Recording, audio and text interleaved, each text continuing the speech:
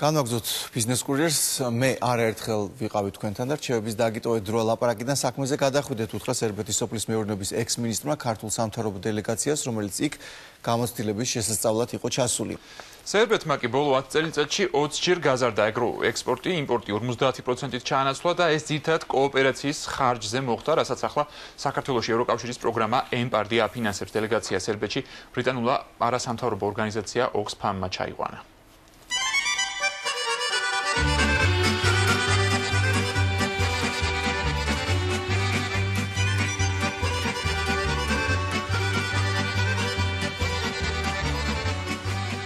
სოციალური ბანაკის ყოფილი წევრი და იუგოსლავიის რესპუბლიკის ცენტრი სერბეთი დღეს ევროკავშირში ინტეგრაციისთვის იბრძვის. ომებისა და დაკარგული ტერიტორიების მიუხედავად ბოლო 10 წელიწადში ქვეყანამ სერიოზული პროგრესი განიცადა, განსაკუთრებით სოფლის მეურნეობის დარგში. სოფლის მეურნეობის პროდუქტების 2,5 მილიარდიანი ექსპორტი გვაქვს, რაც იმპორტზე 2-ჯერ მეტია. მუშაობა ფაქტიურად ნულიდან დავიწყეთ და ბოლო 10 წელიწადში სიტუაცია მკვეთრად შევცვალეთ. მაშინ ჩვენი ექსპორტი 100 მილიონ ევროს თუ აღწევდა. ფერმერული მეურნეობების წინსვლა 2004 წლიდან დაიწყო. სახელმწიფომ გადაწყვიტა მათთვის მიზნობრივი ფულადი დახმარება გაეწია და განსახორციელებელი ინვესტიციების 40% დაეფინანსებინა.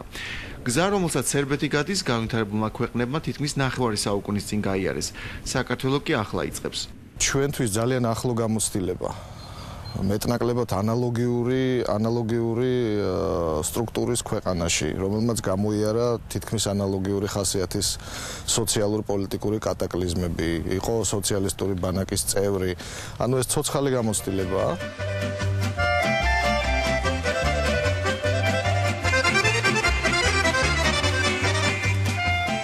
სერბეთში საქართველოზე დაახლოებით 2-ჯერ მეტი მოსახლეობა და სასოფლო-სამეურნეო მიწაა.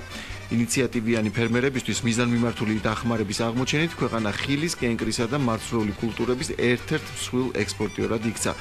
გამოცდილება ქართულ სტუმრებს სერბმა სპეციალისტებმა გაუზიარეს, რომლებიც საქართველოშიც არაერთხელ ყოფილან. თქვენ ჯერ უნდა იცოდეთ, ვინ არის ფერმერი და ვის როგორ უნდა დაეხმაროთ. თქვენი წარმოება არაა მომგებიანი და არა კონკურენტუნარიანია. იმპორტი ყველა თქვენს მეზობელზე დიდი გაქვთ. გლეხი თანამედროვე ფერმერად უნდა იქცეს, რომ მისი პროდუქცია გავიდეს ქართულ სუპერმარკეტებში და ასევე ექსპორტზე. ეს ყველაფერი სხვაგან უკვე დიდი ხნის წინ გაკეთდა. თქვენ კი ჯერ ისევ ლაპარაკში კარგავთ დროს. საკმარისია, ერთხელ და სამუდამოდ შეთანხმდით და მუშაობა დაიწყეთ. სერბეთმა მცირემიწიან ფერმერთა პრობლემა მათი კოოპერატივებში გაწევრიანების გზით გადაჭრა. ამ გზით გლეხურ მეურნეობებში შექმნილმა პროდუქციამ ევროსტანდარტიც გაიარა და ექსპორტზეც გავიდა. მოვიდა დრო, როცა უნდა მივიღოთ კონკრეტული გადაწყვეტილებები და დავიწყოთ მათი განხორციელება. დავაინტერესოთ ფერმერი როგორ, რომ მან გვითხრას, უნდა თუ არა მან მიიღოს სახელმწიფოდან დახმარება და თუ უნდა დახმარება, მაშინ მოგცეს ინფორმაცია. საინფორმაციო ბანკი ყველა ვარიანტში უნდა დავიწყოთ სასწრაფოდ ეხლავე, რომელიც უზრუნველყოფს ამ ჩვენი ფერმერების ინფორმირებას სრულად ბაზარზე არსებული მდგომარეობის თაობაზე. საქართველო ევროპასთან საბაჟო რეჟიმის გამარტივებას ელის, თუმცა გასატანი პროდუქცია არც თუ ბევრია. მთავრობა ტემპის დაჩქარებას აპირებს. სერბეთმა კი, რომელმაც იგივე გზა და ეტაპი 10 წლის წინ გაიარა, უკვე წარმოებაში ინვესტირებას და გადამუშავებული პროდუქციის ექსპორტს აპირებს, რაც უფრო მომგებიანი იქნება.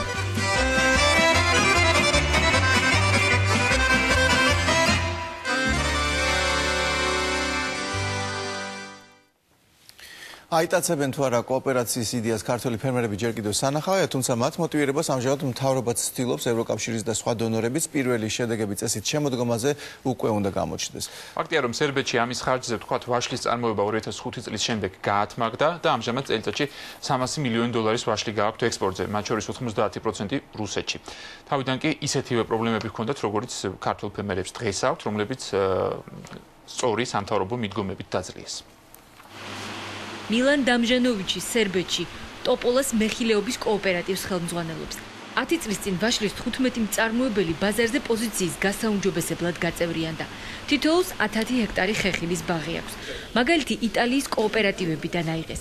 მართალია მათსავით ვერ განვითარდნენ, თუმცა მუშაობით უკმაყოფილოები არ არიან.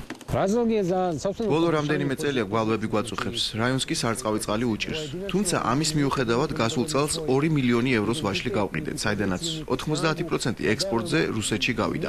სამაცივრე მეურნეობებისთვის თანხის 32% სახელმწიფომ გვაჩუქა. დანარჩენი კი კრედიტით ავიღეთ, რომელიც თანაბრად გავინაწილეთ. ასევე თანაბრად გავინაწილეთ მაცივარში ფართობიც. რეალიზაციისათვის ხელსაყრელ პერიოდზე ულდებიან და ბაზარზე ერთდროულად გადიან. მიმდინარე კრედიტი 3 წელიწადში უნდა დაფარონ. შემდეგ კი სიმძლავრის გაზრდისათვის დაიწყებენ მუშაობას. ეს ხმაურიანი დანადგარი ჩვენს სამაცივრე მეურნეობას აგრილებს. ტემპერატურული რეჟიმი თითოეული ჯიშის ვაშლისთვის ცალ-ცალკე არის შერჩეული. კოოპერატივი პრიმა სერბეთის ერთ-ერთი სამაგალითო კოოპერატივია. მისი წევრებიც მეხილეები არიან, რომლებსაც ძირითადად ვაშლი მოყავთ. სასაწყობი ადგილი ჩადებული ინვესტიციის პროპორციულად გაინაწილეს. ერთად ფარავენ მიმდინარე ხარჯებსაც. თუ ადრე თვეში კილოგრამი ვაშლის შენახვა 8 ევროცენტი უჯდებოდათ, ახლა 4-ჯერ ნაკლებს იხდიან. ექსპორტის ძირითადი წილიც აქაც რუსეთზე მოდის 70%. დანარჩენი მეზობელ ქვეყნებში იყიდება. კოოპერატივში გაერთიანება წვრილი ფერმერებისთვის აუცილებელია. მე ადგილობრივი მწარმოებელი ვარ და ვთვლი, რომ ჩვენ მხოლოდ ამ გზით შეგვიძლია გადარჩენა და შემდგომი განვითარება. ბაზარზე ერთად უფრო ძლიერები ვართ. რაც მეტხანს შევინახავთ ვაშლს მაცივარში, მით უფრო მეტ ფასს ავიღებთ. ამას დამოუკიდებლად სახლში ვერ შევძლებდით. 31 წლის ჯორჯე ჯუკიჩს 3 ჰექტარი სასათბურე მეურნეობა და 650 ჰექტარი მიწის ნაკვეთი აქვს, სადაც ბოსტნეული და მარცვლეული კულტურები მოყავს. მისმა ოჯახმა ბიზნესი 20 წლის წინ 2000 კვადრატული მეტრი მიწის ნაკვეთიდან დაიწყო, რომელიც ყოველწლიურად თანდათან გააფართოვა და ახლა 3000 ტონა ხახვი, 700 ტონა სტაფილო, 250 ტონა ვაშლი და 500 ტონა პომიდორი და წიწაკა მოყავს. პროდუქციას ძირითადად ადგილობრივ ბაზარზე ვყიდით, ქალაქ ნოვის სადში, რომელიც ჩვენი სოფლიდან 20 კილომეტრშია. იქ 9 მილიონი ადამიანი ცხოვრობს. დისტრიბუტორები ადგილზეც ხშირად გვაკითხავენ. ჩვენ ხარისხის სტანდარტი შევქმნით, ხალხი ისეა მიჩვეული, რომ ფას აღარც კითხულობს. მათ უბრალოდ უნდათ ჩვენი პროდუქცია და პირდაპირ მანქანებში ტვირთავენ. პროდუქტი ვიზუალურად მიმზიდველი უნდა იყოს, რომ ბაზარზე გასაღდეს, თუმცა ბალანსის დაცვა აუცილებელია, რომ ხარისხი არ დაკარგო. ფერმერი იმ კოოპერატივის წევრია, რომელიც 20 წლის წინ მამამისმა თანასოფლელებთან ერთად დააფუძნა. მას შემდეგ წევრთა რაოდენობა 3-ჯერ, პროდუქციის მოცულობა კი 70-ჯერ გაიზარდა. როგორც კოოპერატივის ახალგაზრდა ხელმძღვანელი ამბობს, წარმატებას დაბალი ფასებითა და ბაზარზე ერთობლივი პოზიციონირებით მიაღწიეს. ამ კოოპერატივის მმართველად 10 წლის წინ დავინიშნე. ჩვენი გაერთიანება სხვებისთვისაც კარგი მაგალითია. ყველა მნიშვნელოვანი საკითხი საერთო კრებაზე გაგვაქვს, რომელიც წელიწადში მინიმუმ 2-ჯერ იკრიბება. კოოპერატივის თითოეულ წევრს თითო ხმის უფლება აქვს. პროდუქცია სხვადასხვა სახის გვაქვს. შესაბამისად ვაჭრობთ როგორც აგრარულ ბაზარში, ასევე ბირჟაზეც, რასაც ფერმერები ცალკე ვერ შეძლებდნენ. ასევე ერთად გაგვაქვს პროდუქცია გადამამუშავებელ ქარხნებშიც. კოოპერატივის დახმარება ამჟამად ძირითადად სუსტ წევრებს სჭირდებათ, ვინც უკვე მოძლიერ და პარალელურად დამოუკიდებლადაც მუშაობს. თუმცა ამბობენ, რომ კოოპერატივის გარეშე წარმატებას ვერ მიაღწევდნენ და სწორედ ერთად ყოფნით დაიმკვიდრეს ბაზარზე ადგილი. და ბოლოს ერთი სიახლე, რომელმაც ექსპორტსა და რეექსპორტს უნდა შეუწყოს ხელი, საქართველოს რკინიგზის შვილობილმა ტრანსკავკაზუს ტერმინალსმა სამაცივრე კონტეინერები შეიძინა, რომლებიც მალფუჭებადი ქართული პროდუქტის ექსპორტს მოემსახურება. პირველ რიგში კი ციტრუსის, რომელიც შუა აზიაში გადაიტვირთება. წინასწარი შეფასებით ამ ბაზარს ქართული ციტრუსის 90% ათვისების პოტენციალი აქვს. ტრანსკავკაზუსმა ამ ეტაპზე 12 სამაცივრო კონტეინერი იყიდა, საბოლოოდ კი ეს ციფრი 300-მდე უნდა გაიზარდოს. თითო ასეთი კონტეინერი $15,000-მდე ღირს. როდესაც რკინიგზო ვაგონი ჩაგვაქვს ტვირთი რომელიღაც ქვეყანაში, ის 24 საათში უნდა დაცლილი იქნეს. წინააღმდეგ შემთხვევაში არის მოცდენა. კონტეინერის საშუალებას იძლევა გადმოიღო ტერმინალზე, საბაჟო ტერმინალზე შეაერთო ელექტროქსელში, შიგნით დაცული იქნება ტემპერატურული რეჟიმი, განაბაჟო მაშინ, როდესაც ცათვლი საჭიროთ.